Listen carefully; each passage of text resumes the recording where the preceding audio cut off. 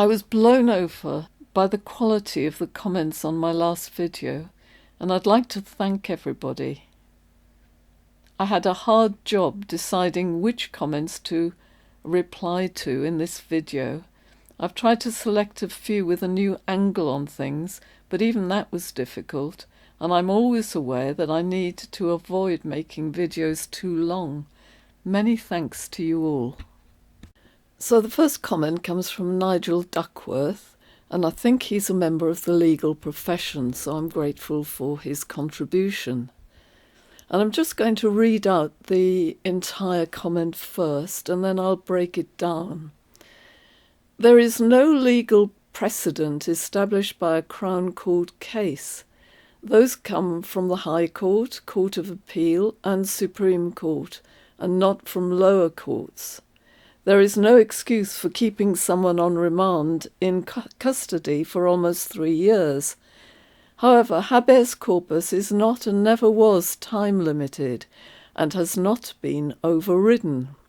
But custody time limits, a separate matter, mean that repeated applications must be made by the prosecution to extend the remand. I think with respect that you should not pronounce on the law unless you have substantial experience in this field. A lot of this is unintentional false information which people have swallowed. So the first part of Nigel's comment, there is no legal precedent established by a Crown Court case. These come from the High Court, Court of Appeal, and Supreme Court, and not from lower courts. So thank you for that, Nigel.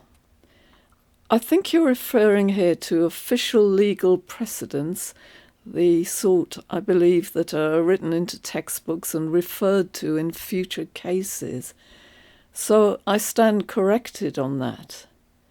But actually, I still maintain that even though an official legal precedent may not have been established, an informal legal precedent has certainly been established. If you like, what I'm referring to is a legal Overton window. And for those who don't know what an Overton window is, it's really parameters of what would be acceptable in court in a legal case, I think. This case is incredibly influential because it's such an important case. Every solicitor, every barrister, every judge is likely to be influenced by this case. It is incredibly influential, and so I think it's going to influence future cases, and that's why it is an informal legal precedent. So let's have a look at what Judge Goss actually says in court. And he says it in the summing up to the jury. He says, if you are satisfied so that you are sure, in the case of any baby, that they were deliberately harmed by the defendant, then you are entitled to consider how likely it is that other babies in the case who suffered unexpected collapses did so as a result of some unexplained or natural cause, rather than as a consequence of some deliberate, harmful act by someone.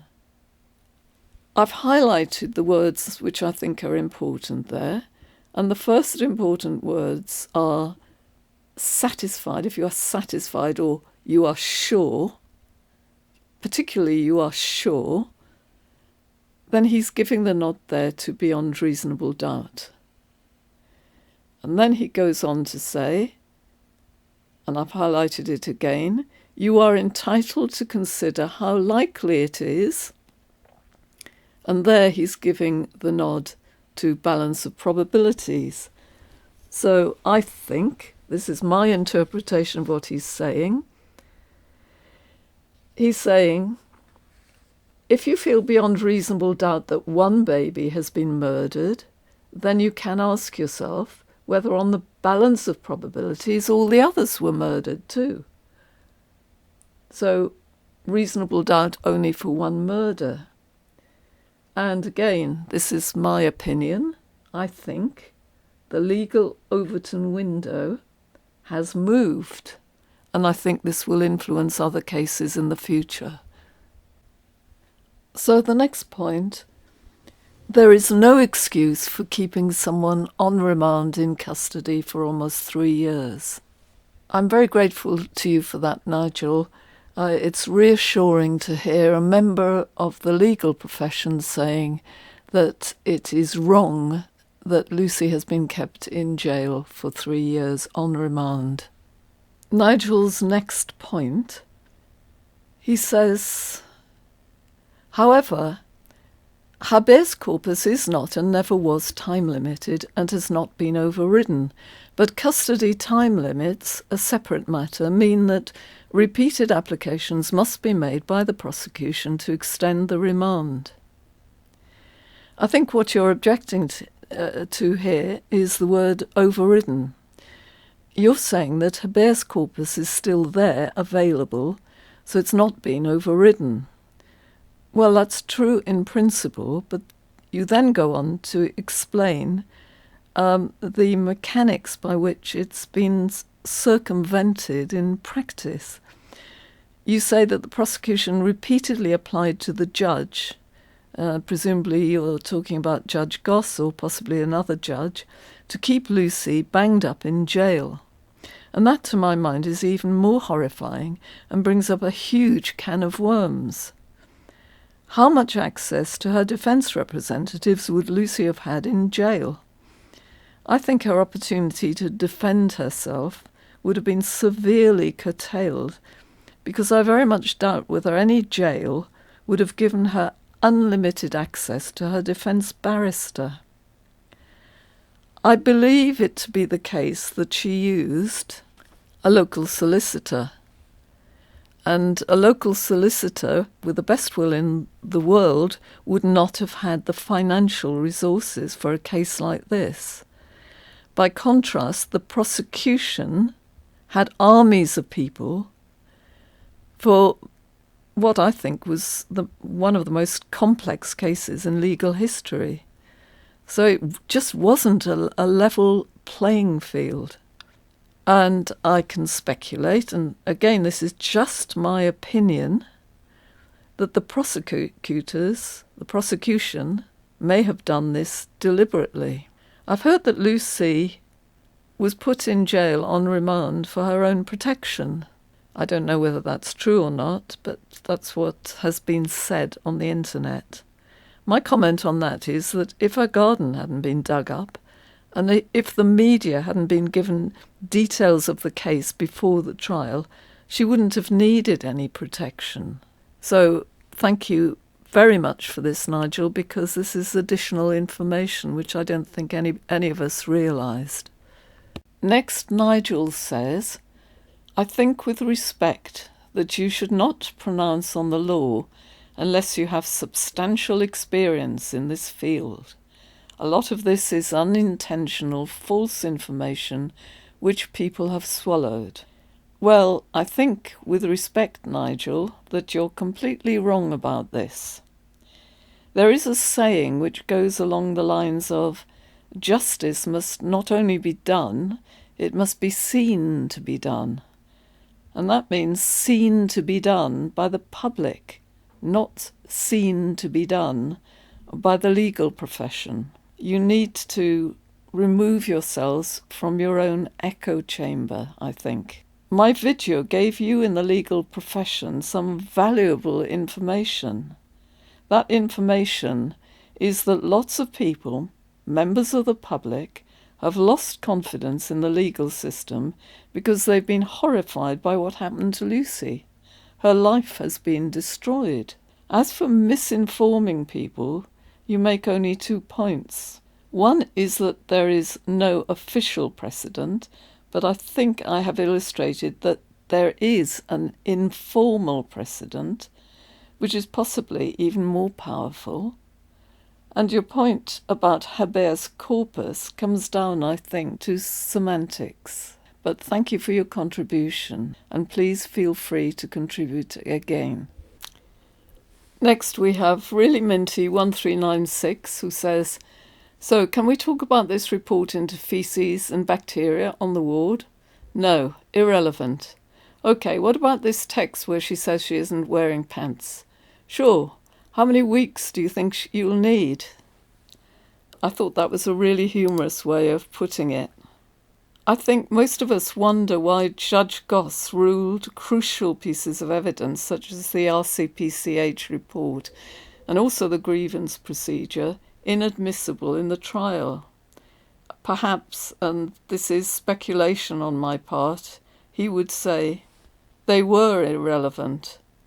I think we would say they were only irrelevant if there was certainty that someone murdered babies on the neonatal unit.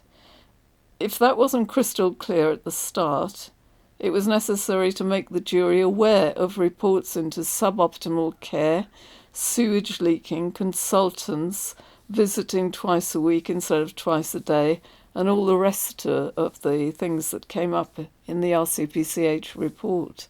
I don't think the plumber was enough. With all due respect to plumbers, he could comment only on the pipes, the cracks, and the leaking sewage, but he couldn't comment on the effect of dangerous bacteria on preterm babies.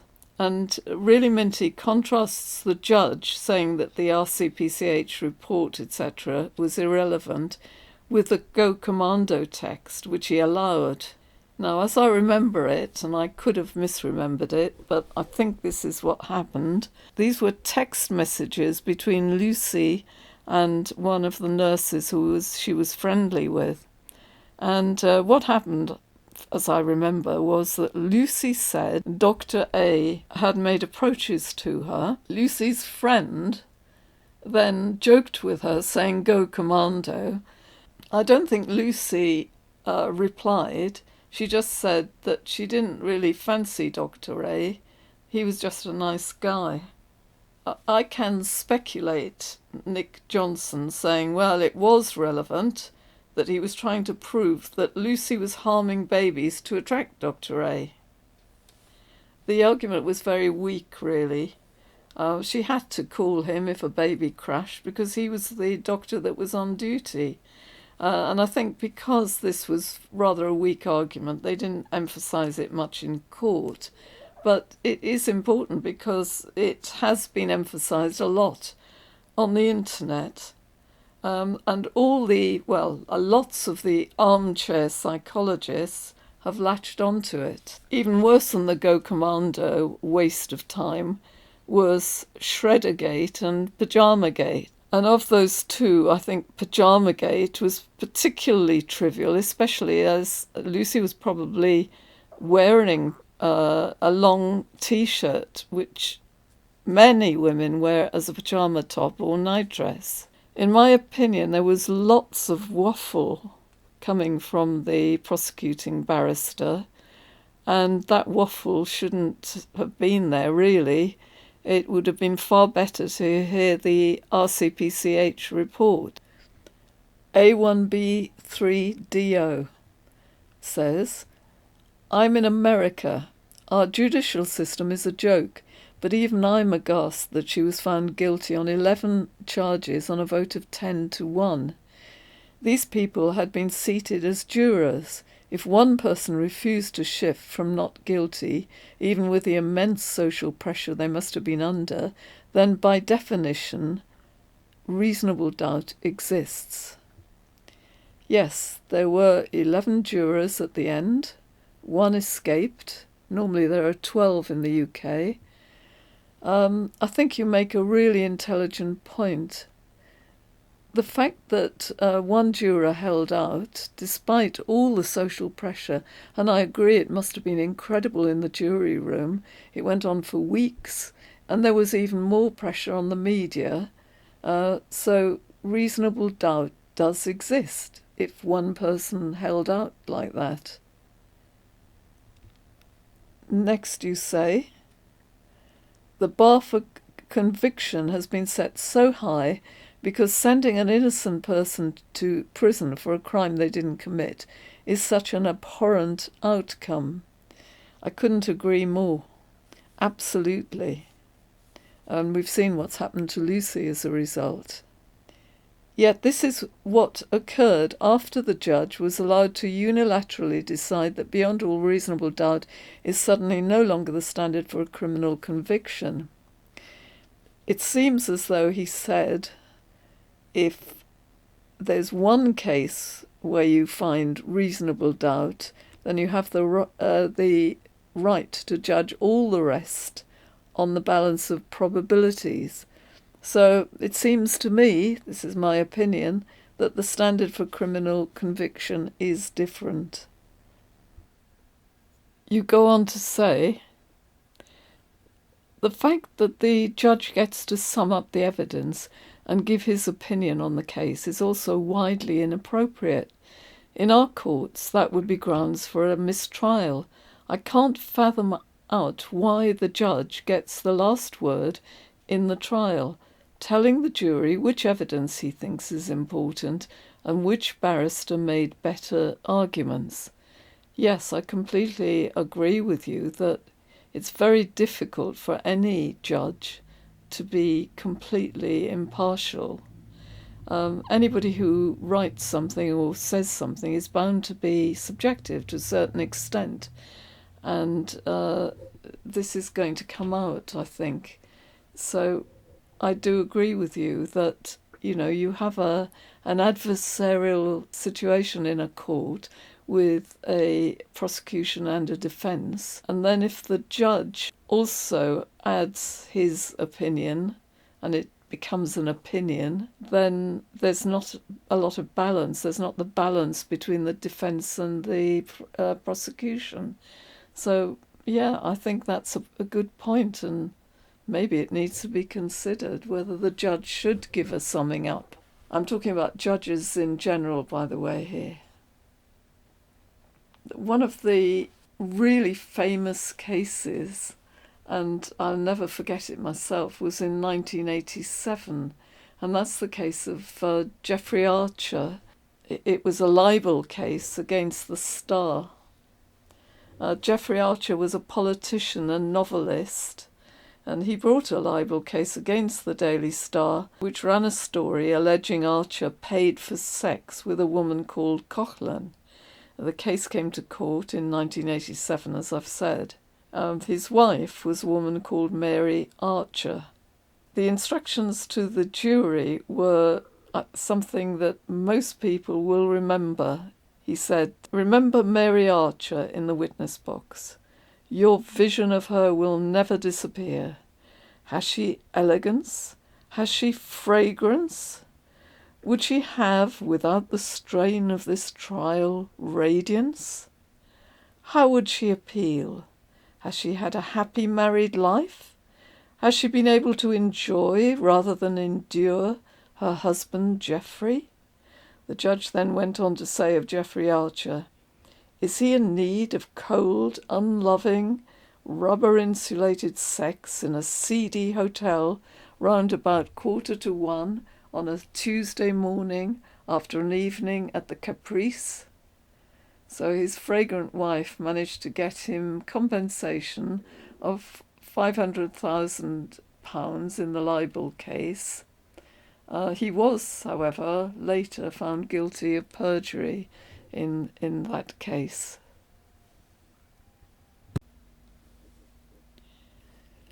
Next we have Gwyneth 7812.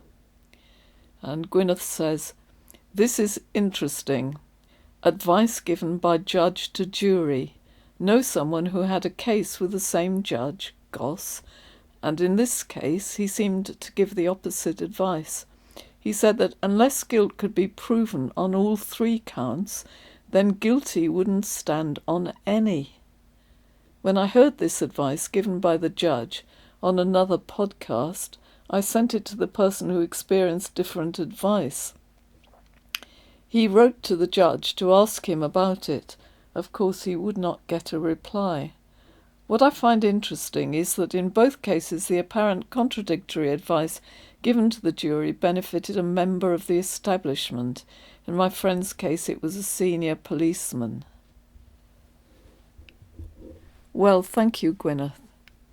If this is true, And I don't doubt what you say, by the way. It really is an amazing piece of information, because it seems to be completely different from the Lucy Letby case. I think Lucy would have been found innocent in the first trial on this basis, wouldn't she? After all, she wasn't found guilty on all counts. Thank you, Gwyneth. There are so many great posts, but I'm aware that this video is getting long, so I'm going to restrict myself to 2 parts of the next post. It's by Diana Mary M. She says, "An excellent video, but I disagree about one thing. This is not new. It's been going on for decades. Just look at cases like Luke Mitchell and Beverly Allitt. There's no evidence, just presumption of guilt, trial by tabloids before court verdicts were reached, and police investigations that focused on a mark while ignoring other possibilities." We don't disagree at all, Diana Mary. It's just that I know absolutely nothing about the Luke Mitchell case, and I've only watched a few mainstream videos about Beverly Allitt. The one thing I've learnt from the Lucy Letby case is that mainstream videos don't necessarily give you the truth. I do think that if and when Lucy is exonerated, other cases will follow on, and maybe that worries the establishment. The second point I want to talk about from Diana Mary's post is this.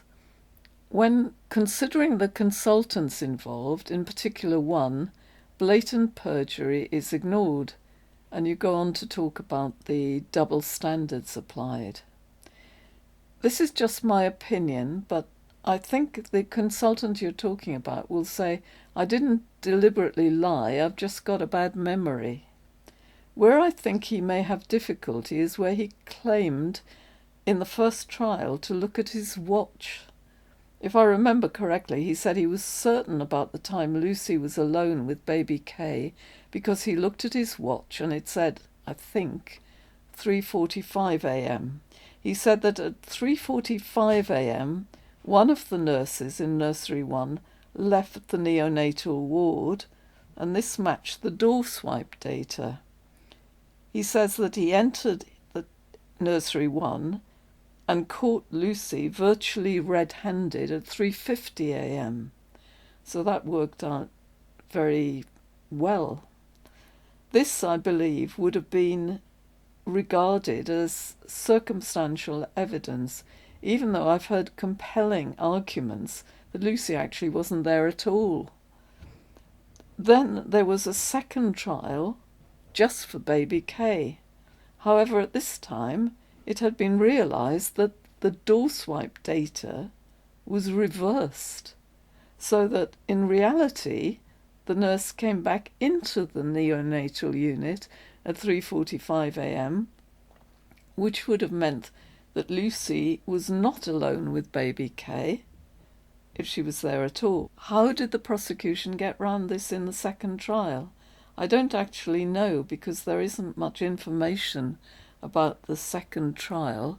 So if anybody does know, can you leave a comment? Thank you again for all your comments.